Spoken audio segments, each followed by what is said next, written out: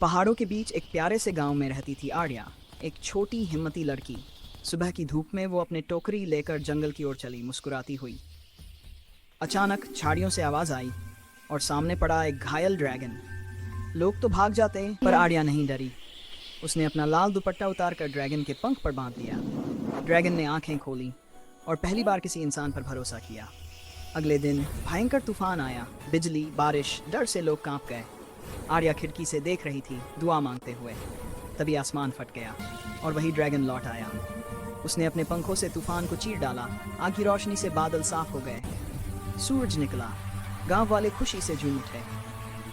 Dragon झुका। आर्या ने मुस्कुराकर कहा, धन्यवाद मेरे दोस्त। ड्रैगन ने एक लंबी दहाड़ लगाई, रोआ और आसमान की ऊंचाइयों में उड़ गया। आर्या ने हाथ हिलाया, आंखों में खुशी और प्यार दोनों थे। अगर आपको ये कहानी पसंद आई हो तो लाइक, शेयर और सब्सक्राइब मत भूलना। संगीत